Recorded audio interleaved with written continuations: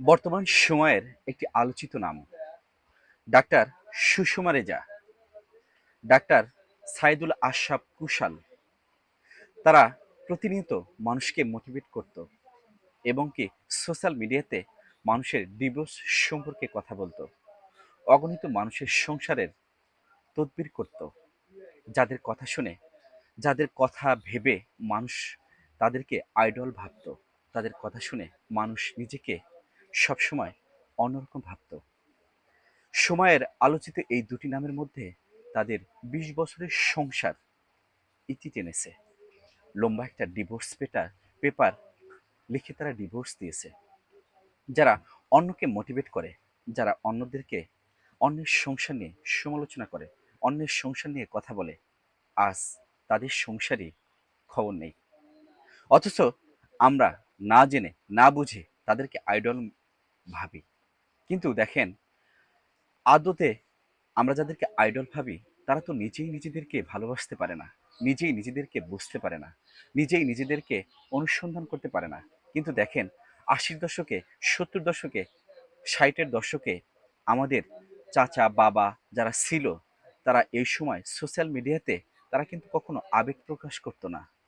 তাদের যে ভালোবাসাটা ছিল, তাদের যে প্রতি মায়া মহব্বত ছিল, তারা কিন্তু সন্তানের প্রতি মুখের দিকে তাকিয়ে তাদের একে অপরের পরিপূরক হয়ে হাত দুটো শক্ত করে ধরত।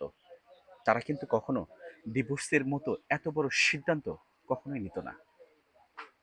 হ্যাঁ, ঠিক আছে, দুজনের মধ্যে মিলতেছে না, দুজনের মধ্যে কোনো কিছুই অ্যাডজাস্ট হচ্ছে না, তাই বলে ডিভোর্সের মতো এত বড় সিদ্ধান্ত নিতে হবে কেন? হ্যাঁ, ডিভোর্স একটা খুব কঠিন সিদ্ধান্ত। আবার এই ডিভোর্স এখন খুব সহজ একটি সিদ্ধান্ত যে দুজনের মধ্যে পারস্পরিকভাবে মিলতেছে না, নিজেদের মধ্যে মেন্টালিটি ম্যাচ হচ্ছে না, তাই আমরা ডিভোর্সের মতো একটা সিদ্ধান্ত নেব।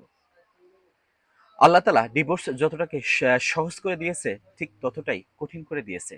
আসলে ডিভোর্সের মতো এত নিম্নমানের একটা সিদ্ধান্ত যারা নিয়ে ফেলে, আল্লাহ কিন্তু তাদেরকে ঘৃণাও করে।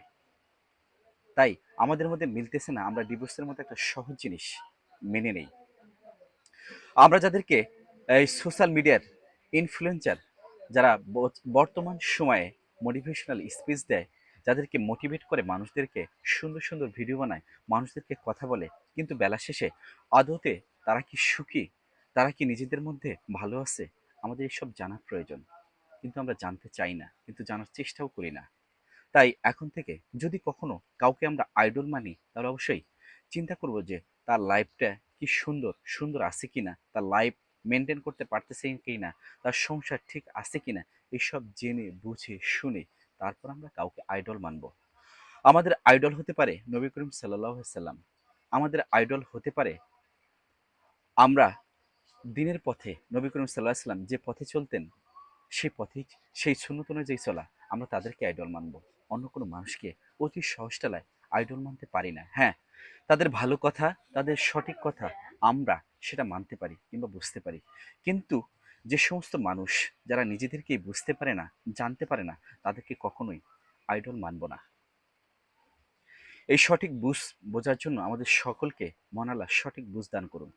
সবাই ভালো থাকুন, সুস্থ ও সুন্দর থাকুন। আল্লাহ হাফেজ।